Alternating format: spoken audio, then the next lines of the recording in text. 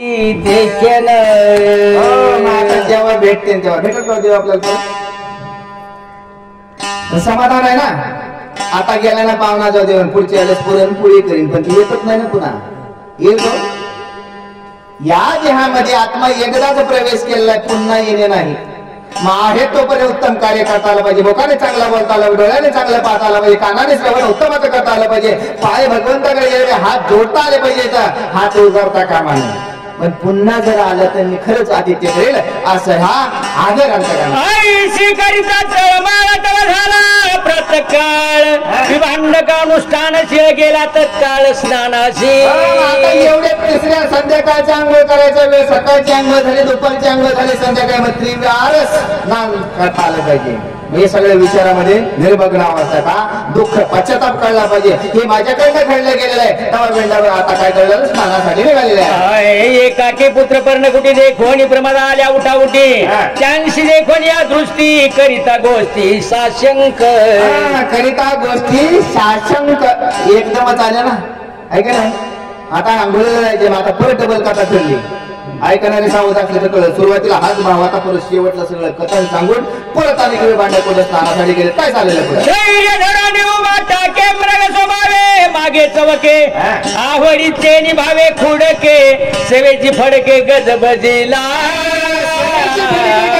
कारण आता सावध सांगितलं होतं आज्ञा झाली का चेतन शक्ती जागृत झालेली नागनासारखा चक्षु लावून बसलेला आहे. कारण आता जाऊ द्यायचं नाही. आता पत्ता का आपली अखंड फडकत राहिली पाहिजे, खाली पडता का म्हणे अशा अवस्थेमध्ये सज्ज झाले.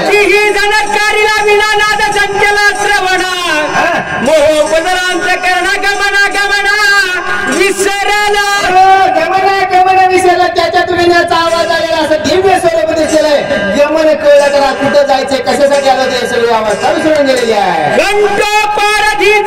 मधुर नादे मृग मानसा गुलवनिया पारी फासा तैशी दशा पावला. तैशी दशा पावला. आता कशाचा फास आपल्याला पडलेला आहे पण मृगाला त्याचे भान नाही. कारण आवाज सुंदर येऊ लागलेला आहे. नारद मुनीच्या विनाचा स्वर येऊ लागलेला आहे. त्याच्यामुळे आपल्याला कोण धरायला हे तुझ्या भान राहिलं. आपल्याला तसं कथेमध्ये श्रवण करता आलं पाहिजे. हे काय हरणाचं नाही पार शिकारीवाल्याला नाही सांगितलंय. आपल्या देहाची शिकार विकाराने केली त्यांना जागेवर टाकता आला पाहिजे. तो फासा काढला पाहिजे. एवढं निर्मग्न होऊन किंवा एक चिंता होऊन आपल्याला ही कथा श्रवण करता आली पाहिजे. कर्ण कुठे उचलली आगरी वागाती प्रमदा लक्ष्मी दृष्टी मान त्यांच्या कंठी घातली. आता हे कानापर्यंत वाटता आलं पाहिजे. ते धनुष्य सांगितलं मुखामधून राम आला पाहिजे. साता कानामध्ये श्रवण करता आलं पाहिजे.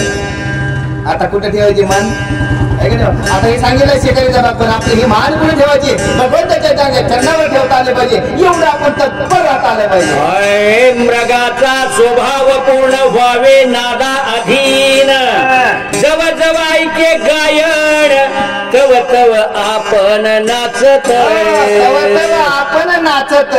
आता ह्या मृगाचा एकच की जिकडून आवाज येते तिकडे जाता आलं पाहिजे. आता तो मृग सांगितलाय कारण आपल्याला कोणी म्हणलं असं का नाही कुठं बी सुटते कुठं बी येते म्हणून त्या हारणावर नावलंय. कारण त्याची चमडी आहे ना म्हणून त्याच्या चमडीनं तो मृदंग वाजवलाय.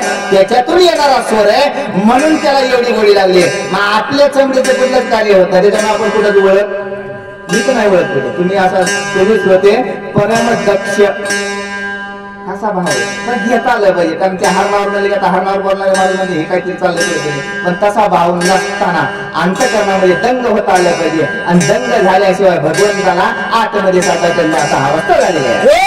तुमचे वस्तीचे स्थान कोण्या त्यागमन तुमचे हृदय व्यथा कोण गंडे अति तीक्ष्ण दिसताती. तुम्ही वस्ती करता कुठं राहायचंय कुठं निघालाय. आता गळ्यामध्ये काय गंड बांधले तुम्हाला किती कंडे बांधले तर आपल्या गळ्याने भरपूर कंडे पाहिजे. खड्यात आता कळत नाही खडा घालून काही फायदा नाही. विचार लागले काय झालं तुझे माता श्रंग तीक्ष्ण तुझ दृश्य श्रंग अभिधान आमचे हृदय गंडे तीक्ष्ण गंड ऋषी जाण अम्माशी. ऋषी जाण अम्माशी तुझ्यामध्ये एवढे तीक्ष्ण दिसले तुम्हाला आमचे कोण माता पिता कोणा विचारू लागलेले आहे. आमचे रथिरमान स्थानचा खपा येथील जीवन म्हणून करविती रस पान देती चुंबन अधरामृते.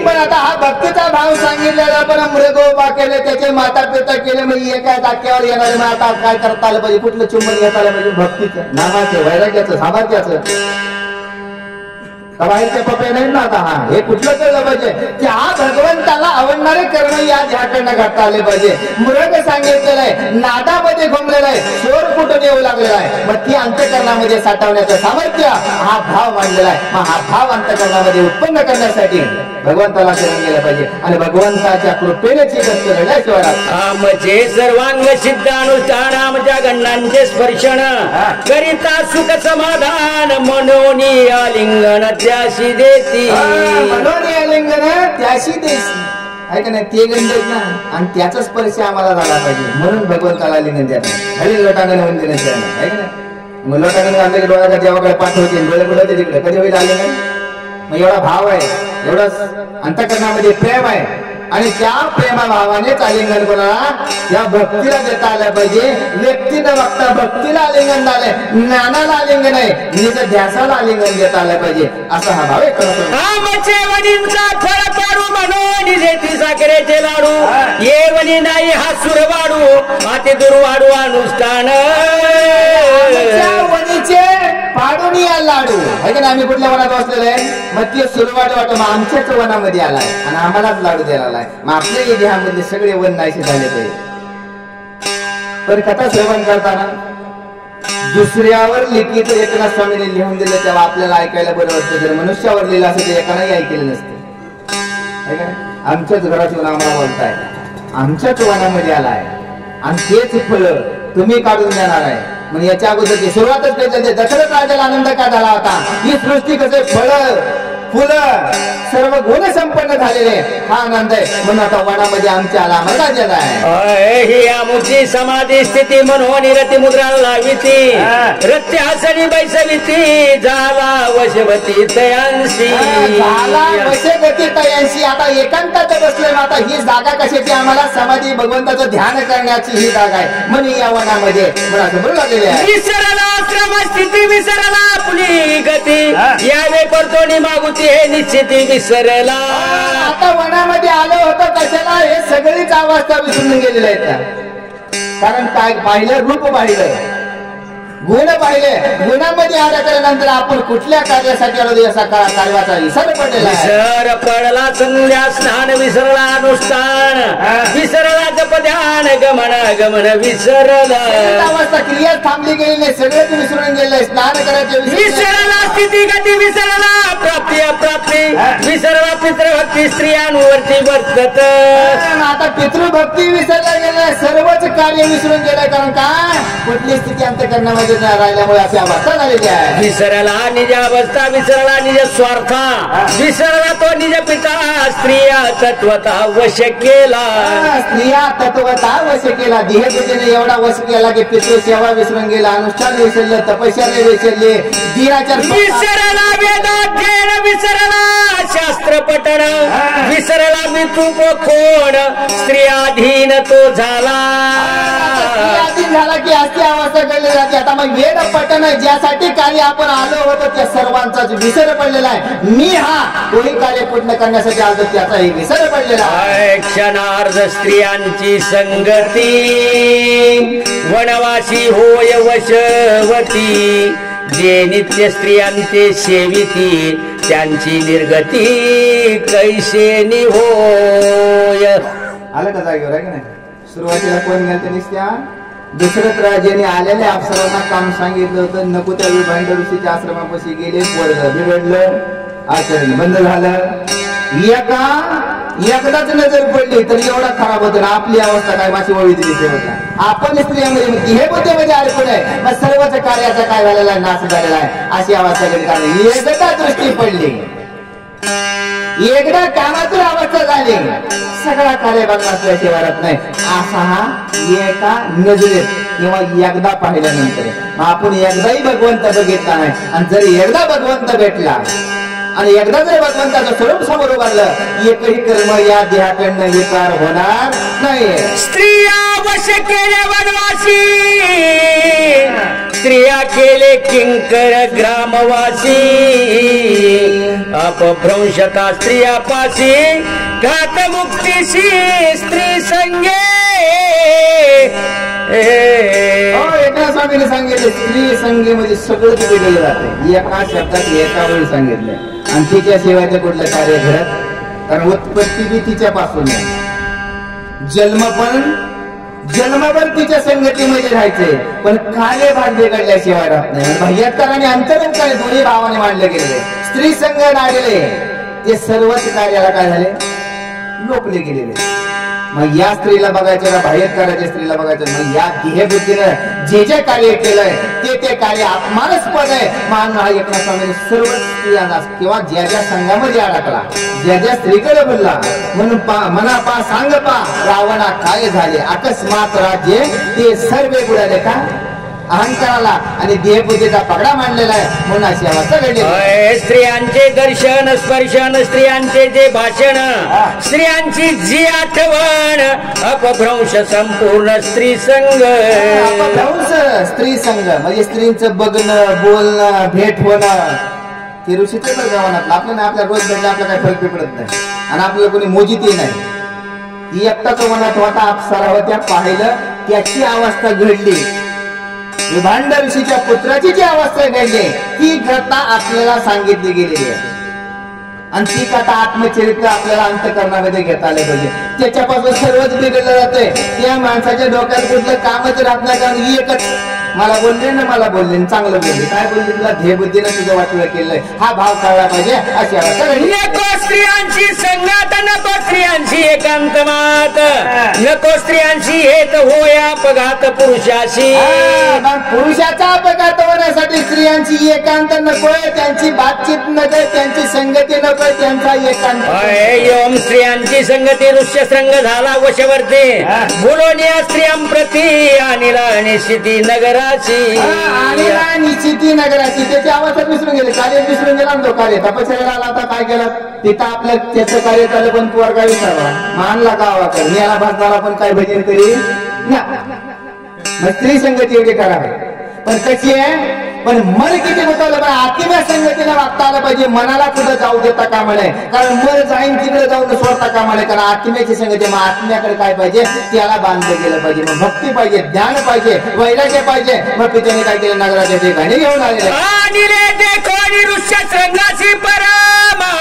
दशरथाची श्रंगारीले नगराची गुडिया तोपाशी उभविल्या पाचकर्म इंद्रियाने दशरथ राजा सिंहासनावर बसले ते सर्व प्रजेला आनंद होता आणि जे अप्सरा आल्या होत्या त्याच्यासाठी मग एक कार्य त्याच्याकडनंच करून घ्यायचंय मग दशरथ राजाला आनंद झालाय मग आपल्याही देहाला जे घडेल तेव्हा आपल्याही पाचनेंद्राला आनंद झाल्याशिवाय देहबुद्धी प्रसन्न झाल्याशिवाय राहत नाही असं हे सर्वकडे गुढ्या बिडव बसलेलं काय करताय मकरे तोरणे ते माळा वस्त्रे भूषणे लोका सकळा श्रंगारीले गाई गोवळा विभांडके सोहळा देखावया विभांडके सोहळा देखावया गाई गोळे सर्वचे मकरे शिखरे सगळीकडे पताकाला असं सत्य मेळवाणी ऋषी सज्जन वशिष्ठे निर्धारिले लग्न ऋष्यशृंगाशी कन्यादान केले सुलग्न शांतनेची हो माता बघा कोणाचं करायचं लग्न अगोदर सगळं वचिष्ठ गुरुला केलं ऋषीना बोलवलंय नाव मला पाठणार शांत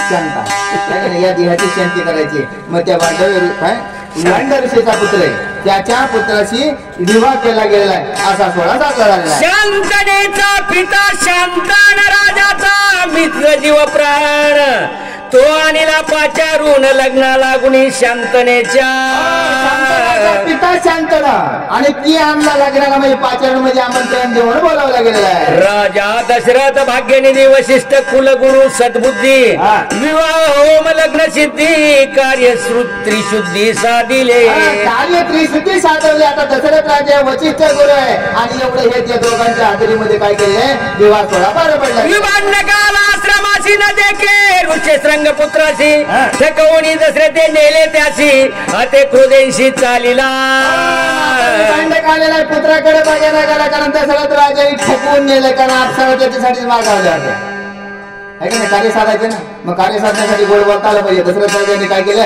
इंद्रदेवाने पाचालेल्या आणि तेच कवी भांडवतीच्या पुत्राला बोलू लागला. अयोध्या प्रांताशी देखे श्रंगारी नगराची गाई गोळे श्रंगारेंशी मार्गीच्याशी पै भेटले. मार्गामध्ये येता येता सगळं सजलेलं दिसू लागलेलं आहे. गाई सजवल्या, गाई आखी अयोध्या नगरी सजवले, पताका दिसू लागले असं पाहिलं गेलं. साळवणी आली रे माझ्या बाळा कसया ये नगरी सोहळा पुसता जाहला गोवळा भेटला सकळा मार्गस्था. येता येताच अंतकरणामध्ये विचार करू लागले माझ्या पुत्राला बोलून आणलं किंवा कसं आणलं, मग आपल्या भाषेमध्ये बोलवून आणलं ना. गवळ्याला विचारलं आणि कशाचा सोहळा चालला हे सगळं माहिती असताना सुद्धा रस्त्याने बोलत बोलत विचारू लागलेले आहे. ते आईसा सांगते वृत्तांत ऋष्यशृंग मृगी सुत त्याशी कन्या दे दशरथ सोहळा नगरात लग्नाचा. गवळ्याला विचारल्यानंतर सांगितलं दशरथ राजाने आता हा कोणाचा आहे, मृगीचा पुत्र आहे म्हणून दशरथ राजाने त्याचा लग्नाचा सोहळा केलाय. गवळ्याला जेव्हा गंडा ऋषीने विचारलं तेव्हा हा वृत्तांत सांगू लागलेले भेटे वनवासी विधियुक्त लाविले लग्नाची उल्हासेंशी दशरथे. भांडकाला मुळे पाठवलं पण ते भेटलं नाही वनामध्ये. हे विधियुक्त काय केलंय, पुत्राचं काय केलेलं लग्न केलंय अशी ही बातमी कोणाला भांडक ऋषीला कळली गेलेली आहे. मंडळी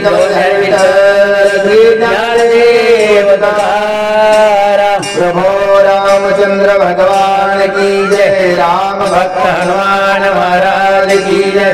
स्वामी एकनाथ महाराज की जय. 54 चला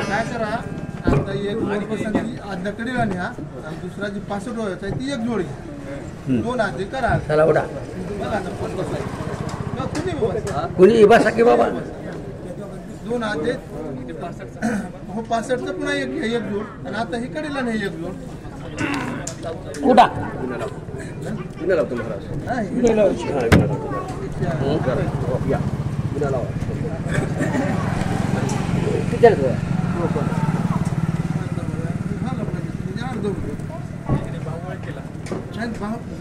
किती झालं ही फक्त बाकीचा विषय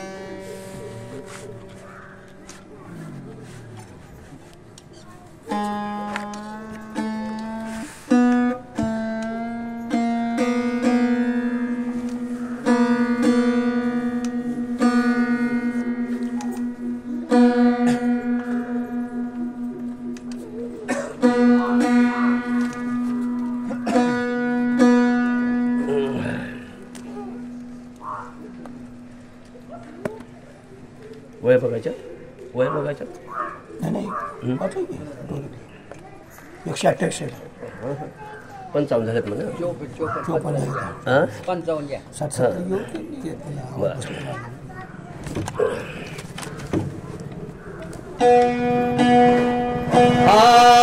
पुंडलिकावर हरी विठ्ठल श्री ज्ञानदेव राजा रामचंद्र भगवान की जय.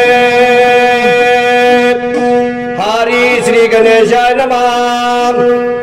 राम वेग समोराला धावणे चलना लागला अतिप्रीतीने आलिंगला म्हणे भला भला दशरथा. परमपूज्य संत सज्जन मायबाप हो, ग्रंथ कथेकन पुस्तुती करून भगवंताला नमस्कार करून कथेकडे डोळ्या. धन्य आजचे दिन झाले संतांचे दर्शन, धन्य आजचे दिन झाला त्रिभुवन आनंद. नाथ महाराज या ठिकाणी अनुसंधान देऊ लागलेले. विभांडक ऋषीचं आगमन झाल्यावर राजा दशरथानं समोर जाऊन त्यांचं स्वागत केले. या ठिकाणी अतिशय अंतःकरणातून मनातून असणारे त्या ठिकाणी स्वागत करून पुढे काय करतात ते ऐका.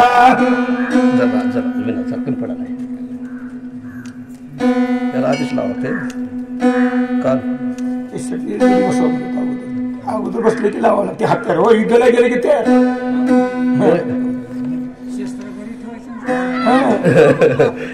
खाली कण पडला नाही. अवघड आहे. राया जे जे तुझे मनोरथ ते पुढे मी समजतोय. पुण्याला दयुत प्रतीत कार्य झाला. आणि म्हणून एवढं स्वागत केल्यानंतर विभांडक ऋषीने अतिशय हस्ताच्या तिने आशीर्वाद दिला. तुमचं मनोरथ पूर्ण या ठिकाणी होईल, तुमच्या मनातली इच्छा पूर्ण या ठिकाणी होईल अशा प्रकारचा आशीर्वाद या ठिकाणी दिला. राजा दशरथ विभांडक ऋषी बद्दल काय बोलतात ऐका. उपचार पूजन केल्या चरणातीचा प्राशन ऋषी प्रसन्न रायाने अतिथीचं स्वागत केलं. माझ्या मायबापानं गृहस्थाश्रमानं अतिथीचं पूजन करा बरं. आयुष्यभर जरी परमार्थ केला ना, अतिथी एखादा विमुख जर गेला तर आयुष्यामध्ये केलेलं पुण्य घेऊन जातो. हो, मोकळ्या हाताने जात नाही, केलेलं पुण्य घेऊन जातो. मन एवढा अधिकार अतिथीचा या ठिकाणी, एवढा सन्मान बघितला, बहुमान बघितला, सत्कार बघितला आणि एवढं प्रेम आणि श्रद्धा आणि निष्ठा पाहिल्यानंतर आनंद धुवून पुढे काय बोलतात ऐका. चंद्राती मित्र रायाची लोकपाद मनती तयाची त्या देशी त्याने दशरथाशी प्रार्थिला. एवढा सन्मान या ठिकाणी पाहिल्यानंतर, एवढा मुलाचा सोहळा या ठिकाणी पाहिल्यानंतर राजा दशरथांना असणारं त्या ठिकाणी अतिथीला अनेक अतिथी असणारे विनवा असणारं जपी तपी असणारं अनुष्ठान असणारे या ठिकाणी ऋषी म्हणणारे सर्वांना पाचारण केलं होतं. अजून पुढे काय बोलतात. विभांडक द्यावा मदपाशी करविण्यावरने गयागाची विडा निवाऱ्याला भूताशी गोब्राह्मणाशी सुख करील. राजा दशरथाने मागणी केली विभांडक ऋषीला या ठिकाणी.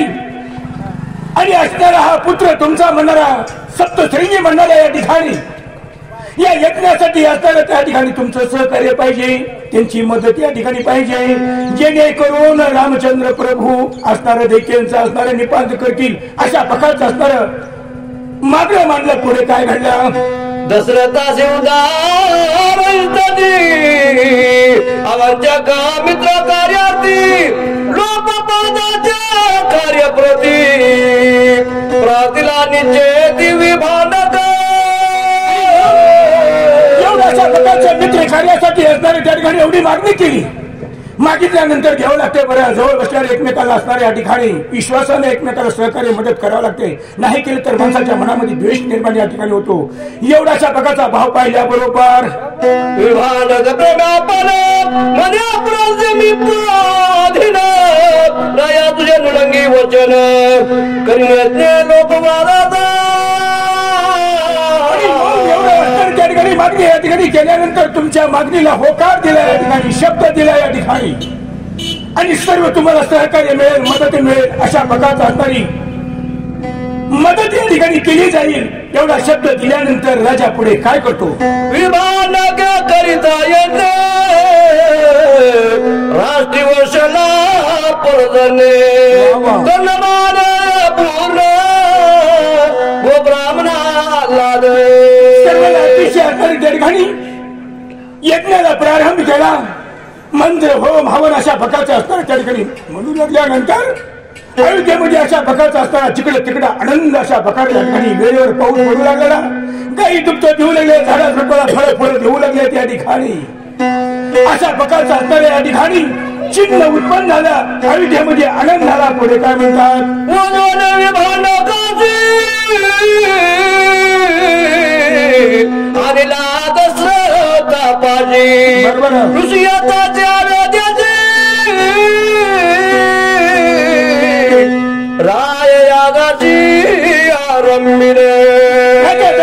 अशा प्रकारचा असताना यज्ञाला आरंभ केला, पाचारण केलं, बोलवून आणलं, स्वागत केलं आणि मग अशा प्रकारच्या या महान कार्याला अशा प्रकारे प्रारंभ केला. यज्ञ कामिष्ठी पुत्र यज्ञ कामिष्ठी करण्यासाठी प्रारंभ केला. पुढे काय घडलं? वशिष्ठ श्रेष्ठ कुलगुरु या वेळात ऋषी ऋषी हर्ष निर्भरू यज्ञांग करू देण्या गेला. कुलगुरू आहे, सूर्यवंशाचा कुलगुरू आहे बरं. वशिष्ठ ऋषी असणारा 88,000 ऋषीपैकी या ठिकाणी त्यांची परवानगी घेतली, त्यांची आज्ञा घेतली. एवढे राज्य मर्यादेचं पालन करत होते बरं. ऋषी महात्म्याला संताला एवढा मान देत होते या ठिकाणी महाराज. शिवछत्रपती शिवाजी महाराजांनी तुकोबाला सगळ्या मान दिला, त्यांचा आशीर्वाद घेतला आणि मग या न्यायाप्रमाणे श्रेंग ऋषी असणारे त्या ठिकाणी मदतीला देऊन यज्ञाला प्रारंभ केला म्हणतात. ऋषी मने रायाशी मी पुत्र देईन तुम्हाशी मुन्यात उलाशी सवयागाची परवर्तला. ऋषीनं वचन दिलं, पुत्राला अशा प्रकारे या ठिकाणी मागणी घेतली. केल्यानंतर असणाऱ्या या ठिकाणी श्रेंग ऋषी असणारा यज्ञासाठी दिल्यानंतर पाचारण दिलं आणि मग अशा प्रकारचा राजा दशरथाला इतका आनंद वाटला या ठिकाणी. आपल्या मनासारखी असणारी एखादी घटना घडली की माणसाला किती आनंद होतोय आणि जरी विरोध झाले की मनाच्या ठिकाणी किती दुःख होतंय. देवानं चांगलं केलं की आम्हाला किती आनंद होतोय आणि जर आमचं वाटोळं झालं की देवाला आम्ही किती शाप देतो किंवा शिव्या देतो या ठिकाणी. या न्यायाप्रमाणे अशा प्रकारचा विषय नाथ महाराज सांगून पुढे काय म्हणतात? नमो नियादिज पिता वशिष्ठ वंदनिया तत्वता दशरथाच्या निज स्वाता